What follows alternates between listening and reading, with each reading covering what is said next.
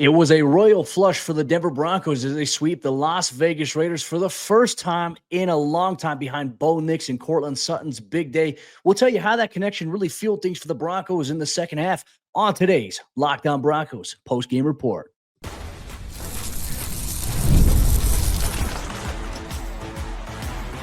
You are Locked On Broncos, your daily Denver Broncos podcast. Part of the Locked On Podcast Network, your team every day.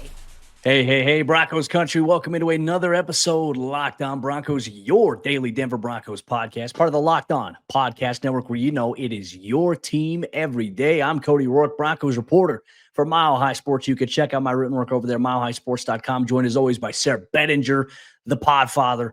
You can check out his work, predominantlyorange.com, and also NFL Spin Zone. I want to say special thank you to everyone at Broncos Country for making us your first listen of the day, and to all the everydayers out there who literally make the show exactly what it is. Thank you so much, Broncos Country. We appreciate you. Denver improves to 7-5 on the season after a sweep of the Las Vegas Raiders. And as our good friends always said, one of our favorite songs that we've ever had. It's been a while, but now the Broncos, they're heading to newer fields here with a 7-5 record. We'll break down all the action on today's episode of the show. We'll wrap things up by handing out game balls, as we always do on a Victory Monday episode of the show. We'll talk about the Broncos defense coming up big in some big-time moments, especially after losing two defensive players. But we will kick things off by the Broncos offense. Bo Nix taking care of business. All on today's show, which is brought to you by our friends over there at FanDuel. Start the season with big return on FanDuel. New customers can place a $5 bet, and you'll get started with $150 in bonus bets if you win your first $5 bet. Visit FanDuel.com to get started. Sayre,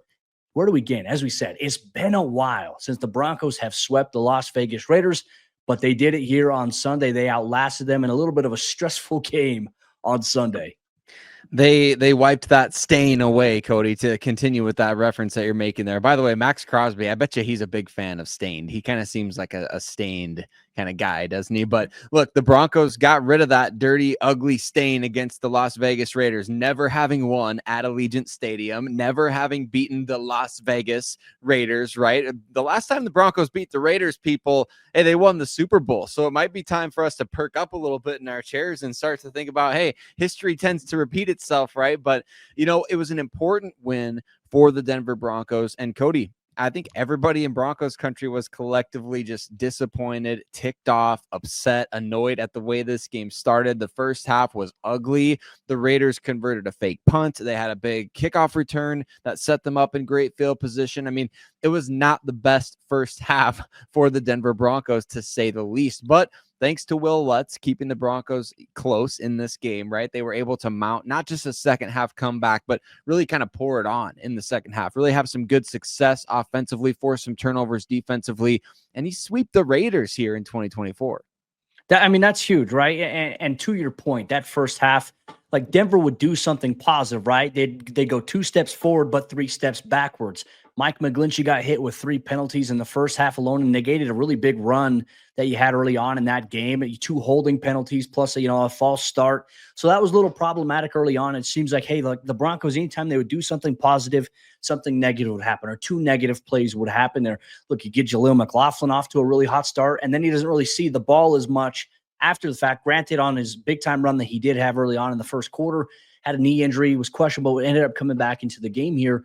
But the Broncos seemingly in this game, it was kind of a little bit of a pass-happy drop-back approach because the run game early on had good numbers. It was promising. And how do you negate the impact of Max Crosby? That's a big way to do it. And look, my bold prediction, it came through. I did say, hey, this would be the first game the Broncos don't have Max Crosby wreck the game in terms of having a sack. Now, he wrecked it in other ways. He was a force. He's a freak of nature there. But he didn't have a sack in this game against the Broncos as they hold on there. But really, Sayre, I would say the one thing we got to highlight here, it was the second half coming out of it, right? You get the ball to start the second half. You need some big plays. Third down, who comes up big? Courtland Sutton. And look, Bo Nix said in the post-game interview with Melanie Collins, saying, at halftime, he didn't have a target to his name he didn't believe. And Bo said he went to court and said, hey, this is going to be your half here. Certainly that's the case. Courtland Sutton finishes with 8 catches for 97 yards on 10 targets in this game, 2 touchdowns from Bo Nix, and he had several big third down catches that, hey, like Denver needed him in some big time moments. There was even a drive where he had a big third down catch when Denver was on their own 2-yard line. They marched downfield and made it happen there. Bo continued his string of hot play as well. What was it? 25 of 42 passing, 273, 2 touchdowns, no turnovers. I think we saw a more concerted effort here from the Broncos offense, overcoming, hey, like the Raiders defense, they were banged up, but man, Max Crosby, Tyree Wilson, those guys, they were sending a lot of cover zero looks. Trevon Moehrig, they were trying to get after Bo Nix, but they did a good job of overcoming some of those punches that the Raiders threw at them early. And Sean Payton said it after the game. He said, the team we had last year doesn't win this game. It's truly a mark as this team, Bo Nix's team, by the way, is stepping forward. Sean Payton also said after the game, right, credit to the Raiders. They came out with some fire about them, but they lost the game, So I think as much credit as you want to give them, the Broncos obviously found a way here. But Patrick Graham did call a really good game, Cody. I mean, obviously the Broncos were struggling with their protection package in the first half. Max Crosby had Mike McGlinchey maybe seeing ghosts a little bit out there. We saw the false start penalty, right? And so it was just kind of one of those games where it felt like, man, the Raiders, they wanted to be the spoiler more than the Broncos wanted to kind of step on the throat in a way. And that was frustrating to see. But yes, it is credit to the Raiders for coming out with that fire, playing with that next man up mentality. But the Broncos responding to a dismal first half, especially your quarterback. I was thinking about it, Cody, as the Broncos came out of halftime. It's like, Bo Nix needs to be the one to make a play here because the Raiders have kind of found a way. They're batting down balls at the line of scrimmage. They're getting a good pass rush. They're not allowing the Broncos to really run the ball a ton. And then we saw that. So the Broncos started off the second half with a rough opening drive, and then you get the interception by Brandon Jones that sets you up in great field position, the throw to Courtland Sutton for the first touchdown of the game. I mean, just a beautiful play between two guys whose chemistry over the last 5-6 games has been outstanding. So to see Bo Nix come out and respond the way that he did in that second half, I mean, we're talking rookie of the year right now, Cody. Bo Nix, he's the rookie of the year to me. I know other guys are putting up numbers. I know other guys have played well. Bo Nix, he crossed that 20 total touchdown threshold. He is the rookie of the year as of right now, in my opinion. No, he's been so impressive as well. And look, obviously, Courtland has emerged as his number one target. No surprise, no secret there. Wide receiver 2 was his primary target in the first half. Devon Vele coming up big in this game for the Broncos as well. 6 catches on 9 targets for 80 yards. It's been fun to see him. And obviously, Marvin Mims getting involved a little bit. I just felt like Denver, obviously, their third down numbers early on in the first half, they were a little brutal here. So I'm going to pull it up real quick. First half alone, okay, Broncos going into halftime. When you look at third down efficiency here, they were 1 of 5. That's 20%. They end up finishing the game 6 of 15, so much better in the second half, still under that 50% mark.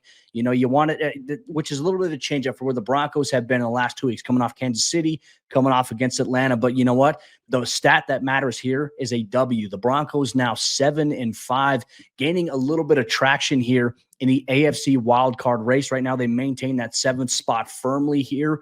We know the Chargers and the Ravens play on Monday Night Football. That could impact some things here. But more importantly, you gain a little bit of distance from the Indianapolis Colts. The Miami Dolphins are creeping up a little bit, and this win gives you a little bit more cushion against them coming up. And then obviously the Bengals who are there on the back end.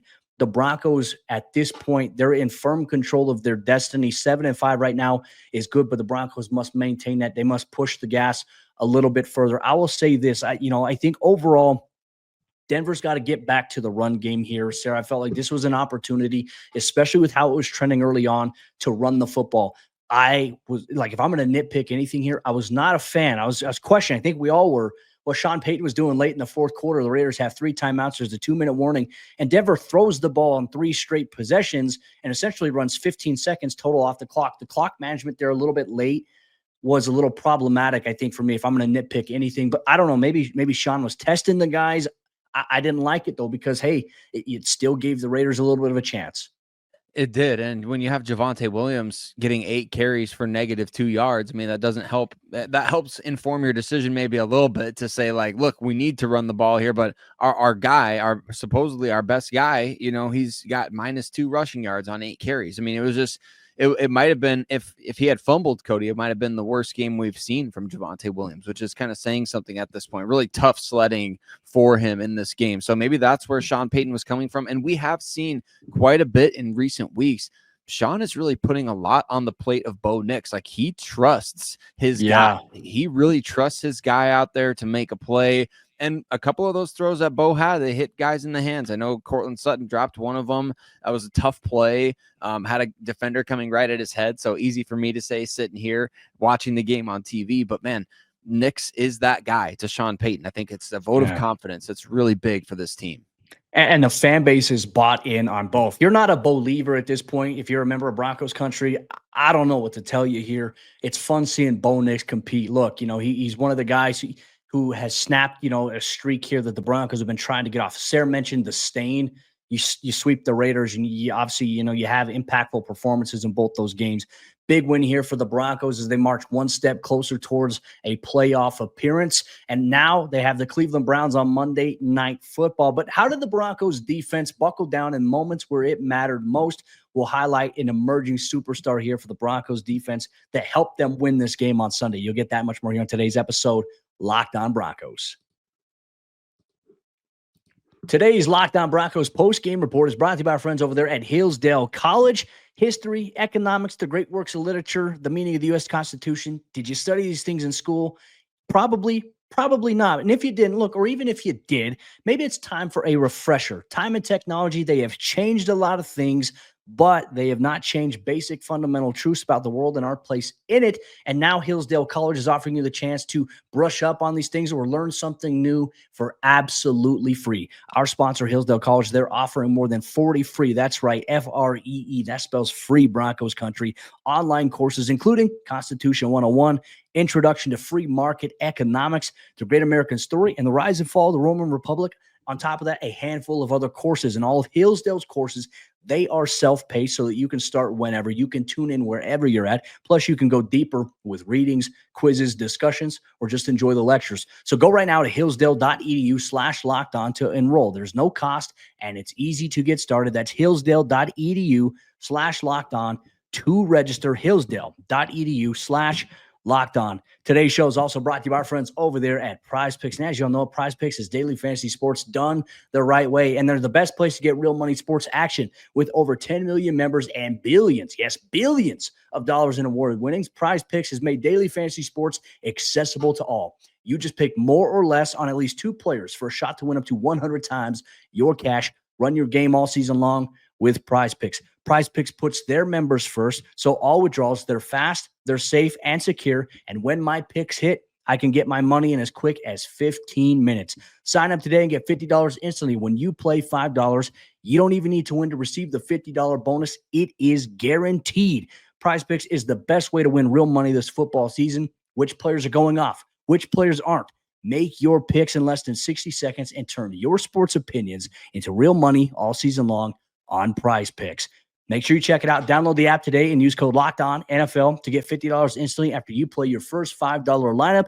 Download the app today and use code LOCKEDONNFL to get $50 instantly after you play your first $5 lineup. Prize Picks, run your game.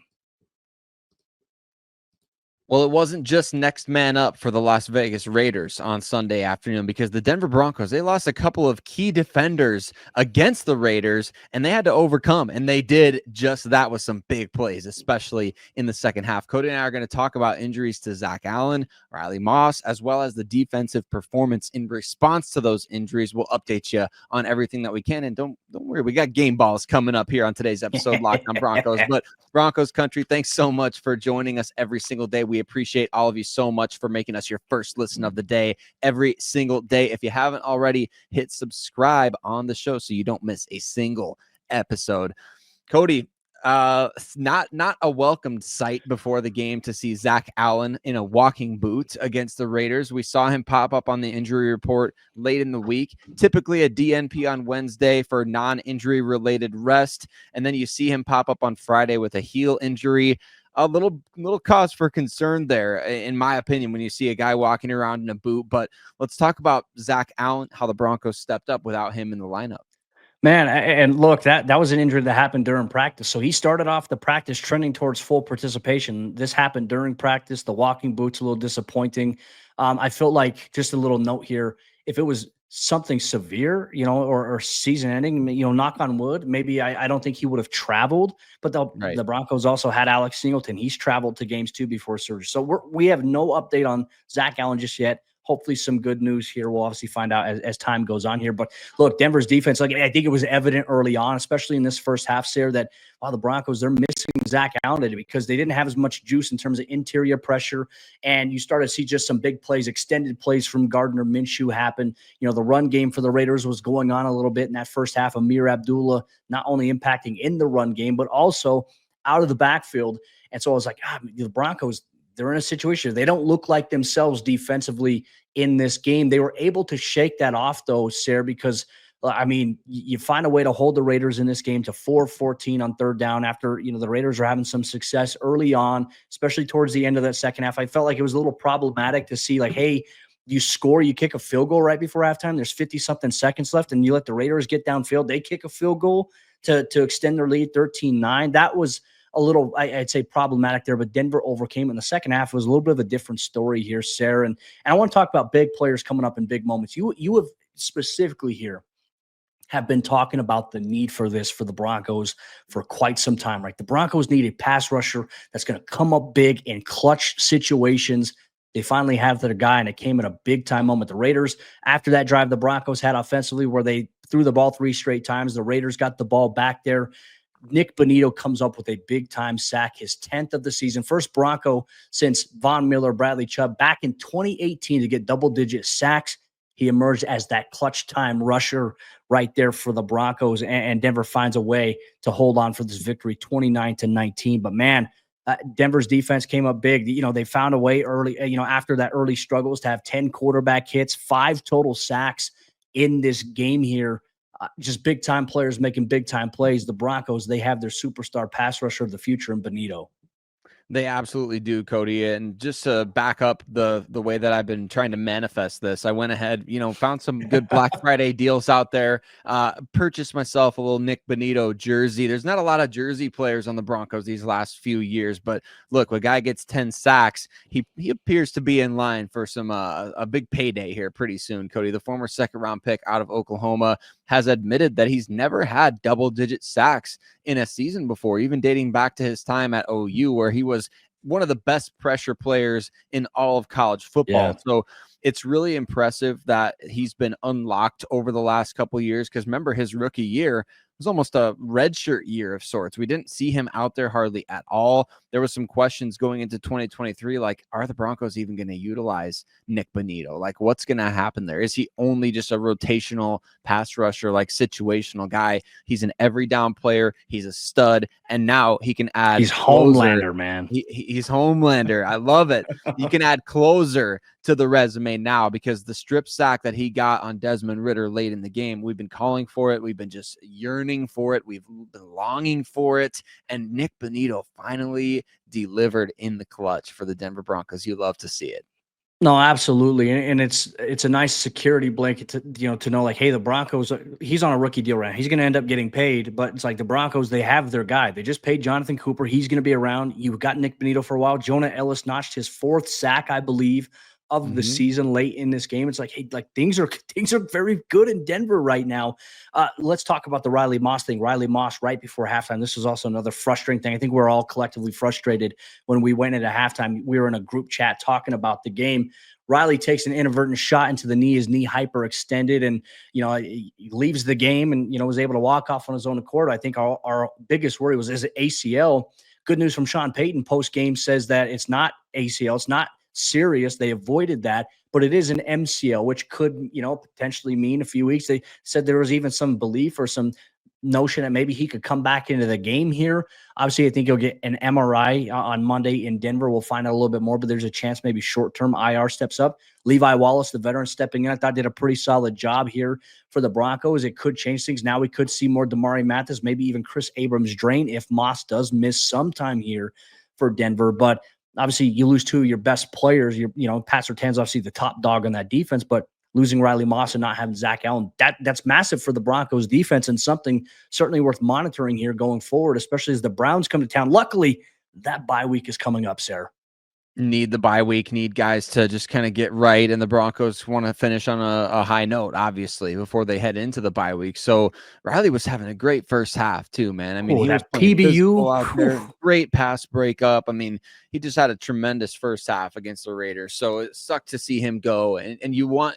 Obviously, you want to see him back on the field as quickly as possible, right? But you want him better for the long term. So yeah, it's encouraging that there was even just thought given to him coming back into the game. But guys stepped up in his absence. The Broncos, they had such a great package, or whatever you want to call it, Cody. They had a great plan for just defending against Bowers for the Raiders, right? Because obviously he was, 13 catches or something last week. And so you come in, you're like, all right, this guy ain't beating us. So they had Pat Surtain in man coverage on him at, third down situations, which was cool to see. Brandon Jones, who has been a versatile weapon, not just as deep safety, but the guy can play man coverage too, Cody. He's pretty impressive.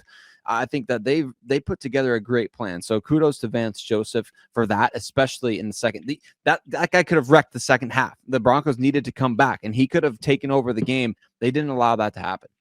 Denver didn't have the momentum going into halftime too, which is, I think, another great response as we're sitting here saying, okay, hey, how is this team going to prove that they're not like last year's team? The resiliency factor, like last year's team, I don't know if they would have been able to shake off like, hey, we lost the momentum, but this is a team that seemingly comes up big when you need them to, which is ultimately going to lead to us handing out game balls for the Broncos, 29-19 victory. They improved to 7-5 on the season. They control their destiny firmly. But which players for the Broncos get the game ball after Sunday's royal flush, a sweep of the Raiders? We'll break that down and much more here on today's episode, Locked On Broncos. Today's Locked On Broncos post-game report is brought to you by our friends over there at FanDuel, America's #1 sportsbook. And FanDuel wants you to get ready to tackle the NFL this season inside of FanDuel's America's #1 sportsbook, because right now new customers, they can bet $5 and they can get $150 in bonus bets if your first bet wins here today, because the FanDuel Sportsbook app, they give you everything that you need to place live bets on the NFL all in one place. So when you get a hunch in the middle of the game, you can check out the latest stats, you can view live play-by-play, and you can do so much more on the same exact page where you place your bets. The Broncos this week were 5.5-point road favorites against the Raiders, and it was looking a little dicey early on, but they find a way to win 29-19. They win by 10. So if you bet them on the spread, you obviously covered it. You had them on the money line, you covered it. And if you placed $5 on it as a new customer, you're going to win $150 in bonus bets that you can wake up to tomorrow. So just visit FanDuel.com to join today, and you'll get started with $150 in bonus bets if you win your first $5 bet. That's FanDuel.com. Never waste a hunch and make every moment more with FanDuel, an official sportsbook partner of the NFL. As we jump into the fourth quarter action on today's episode, Locked On Broncos, we're going to hand out our game balls from Denver's impressive victory against the Raiders to improve to 7-5, a sweep of an AFC West rival. They haven't done so in quite some time. It's been a while. If I'm not mistaken, I think 2014. I have to go back and double check that, because they lost a home game to the Raiders when Brock Osweiler was playing quarterback. I remember that. Denver had that road win. Chris Harris Jr.'s pick 6. He would have gotten a game ball, but we're going to hand out ours here on today's episode show. Real quick, thanks to all the everydayers and first listeners out there in Broncos country. We appreciate you. Sayre and I, we got you covered every single day, all year long, for all your Broncos news, content coverage, and more, with just straight up analysis and thoughts. No hot takes, no clickbait, none of that nonsense. You get real Broncos coverage here. Sayre, let's kick things off with you, my friend. Let's focus on the offensive side of the ball. If you're going to hand out a game ball, who gets one? And then I'll share mine. Well, I'll throw the game ball, Cody, to Courtland Sutton, because I know he's going to come down with it, right? I love what we saw from Sutton in this game. The dude has been absolutely on fire as of late. You mentioned it back in the first segment, just the clutch receptions on third down in the red zone. Bo Nix able to trust him with the fade route, just one-on-one. Go beat your guy. Go beat him in a one-on-one situation. Make it 60-40. Let it be Courtland Sutton advantage. No 50-50 balls when you throw it his direction. The stepping up on third down, going down to the ground, digging a ball out of the ground for Bo Nix at one point in time, Cody, coming open across the middle of the field on third down. I mean, it was all there from Courtland Sutton in this game. The timing on a back shoulder play, just everything that we saw in this game from Courtland Sutton is everything that we've been wanting to see. I've been so hesitant to slap the wide receiver one label on him because for a lot of time, for maybe since 2019, it's almost felt more so like Court is like a really high-end wide receiver too. And we saw last year signs of some of the wide receiver one stuff when Russell Wilson, throwing him the ball, and Courtland had 10 touchdowns, most he's ever had. The dude's looking like a wide receiver one these days, isn't he? I mean, 5-6 straight games now.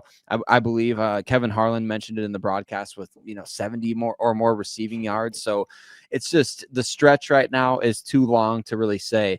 I think Courtland Sutton is back to wide receiver one status in Denver. 5 total touchdowns for him on the season in terms of receiving, but 6 total touchdowns if you factor in he's got a throwing touchdown to Bo Nix. So, hey, 4 touchdowns away total from the, hitting 10 here once again, which, I think there's going to be growing momentum or Boeing momentum that he is going to be here for Bo Nix for quite some time. A clear-cut security blanket here. Obviously, I like that game ball. I think Broncos Country, if they could elect anyone to give a game ball to, they're going to give it to Bo Nix. I think it'd be cliche if I give it to him 2 weeks in a row. Bo's obviously deserving of it. I'm going to go with a guy who I felt like just once again had an underrated impact, and it set up a big moment for obviously your guy who gets the game ball, Courtland Sutton. Sayre, I'm going to go with Marvin Mims here this week in terms of getting a game ball. I think last week he won the honorary one because of his impact, not only out of the backfield, but also what he did in the return game here against the Raiders in this game. Okay, he had, the run game certainly was not there, right? Because the jet sweep, teams know about that. Don't like that. That's got to get out. He had 3 catches for 44 yards, including a 37-yard catch and run where he motions, runs that wheel out of the backfield. He gets down to, inside the goal line, and all of a sudden it's like, hey, the Broncos, they're in position now. And now Bo, he rolls out and he finds Courtland Sutton, I think, on the very next play for the touchdown. And that right there, so I'm thinking to myself, like, hey, Marvin doesn't have to have big, staggering numbers, but it's like, can he be an impact player? That was an impact play. And I think, if I'm not mistaken as well, I'm looking at the numbers here in the return game. He had 1 punt return at 22 yards, which gave the Broncos great field position near midfield at that point. That is just another thing. It's not big numbers, but it's impactful numbers in impactful moments. Marvin Mims is going to get a game ball from me. But so I feel like we would be remiss if we don't bring this up here, right? If we're going to hand out a Locked On Broncos honorary game ball every single week, I don't think we can overlook big deal Will Lutz, man. 5 of 5 on field goal attempts, 2 of 2 on extra points. The Broncos don't win this game if it isn't for him coming up big with his leg. Like, granted, Denver had 2 touchdowns in the second half, but man, that wouldn't have been enough, more than likely, if it weren't for Will Lutz giving them good positions, good opportunities, and nailing a couple of 50-yarders here. Yeah, I think Cody, and somebody might have to fact check this because I saw a tweet pop up during the game that the 53 and 54-yard kicks from Will Lutz are either his 2 longest in the NFL or 2 of his longest that he's had, maybe as a Bronco, one of the 2. So somebody in the comments, you fact check that for us, because Will Lutz definitely deserves a game ball after this one, Cody. I mean, the Broncos had some decent drives that got stalled because the Raiders, they were bringing pressure. We talked about it. Will Lutz delivered in the clutch moments that the Broncos needed to keep this a 1-score, to keep it a tight game. If he misses a kick, if that happens, I don't know where the momentum goes, Cody. I think it's maybe out of control in favor of the Raiders there. So shout out to Will Lutz for the game that he had.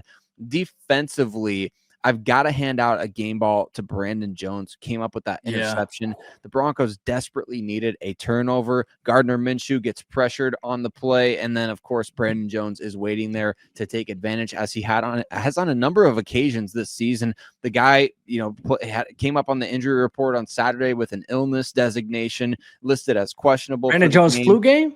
The Brandon Jones flu game is what I'm saying, man. I love it. You love to see it. So shout out to Brandon Jones for, first of all, getting himself ready and playing. And then not only that, but man, picking off a pass and like we talked about earlier, guarding Bowers in the passing game, doing some one-on-one stuff there and just being physical. Love what we see. It's great to have him back in the lineup. Yeah. 5 tackles for him, 2 passes defense, the interception. Obviously, he gets that. I'm going to give the defensive game ball here to Nik Bonitto. We talk about just, needing a guy to emerge as a budding superstar here. The Broncos internally, they believe that Bonitto is their superstar pass rusher of the future, and certainly he's doing a great job there. He comes up big, obviously, with the sack here on it was Desmond Ridder who filled in because unfortunately Gardner Minshew broke his collarbone on one. I think it was a collective sack of Cody Barton and Jonathan Cooper. Unfortunately, obviously hope he's going to be out for the season there. But Nik Bonitto in this game, 3 tackles, 1 sack. He had 1 quarterback hit, 2 TFLs, and he also had a forced fumble in this game. Nik Bonitto's strong season continues. He is just 1.5 sacks back now of Trey Hendrickson of the Cincinnati Bengals, who, look, the Broncos are going to face at some time, but they got, if I'm not mistaken, I think 5 games remaining on the year. And then, hey, who knows? Like, things are opening up here. The Broncos, they're staying healthy right now, knock on wood. The bye week's coming up. Everything's coming at a great time here, Sayre, for this Broncos team. Nik Bonitto gets our final game ball here on Locked On Broncos. But Broncos Country, you have a chance to send in your game balls as well. Make sure you let us know here on social media at Cody Roark NFL, at Sayre Bedinger, at Locked On Broncos, who gets your offensive, defensive, and underrated special teams. Could be either of those things. Underrated game balls in Sunday's victory. The Broncos 7-5. Obviously, what you can expect here this week coming up on Locked On Broncos. We'll hear from Sean Payton on Monday morning. Maybe we'll get an update on the injury status of Riley Moss further and Zach Allen. But on top of that, you have a chance to get involved with our Broncos mailbag series. So make sure you send those in to us. And on top of that, we'll take a look around the state of the AFC on tomorrow's brand new episode, Locked On Broncos. We'll see you then.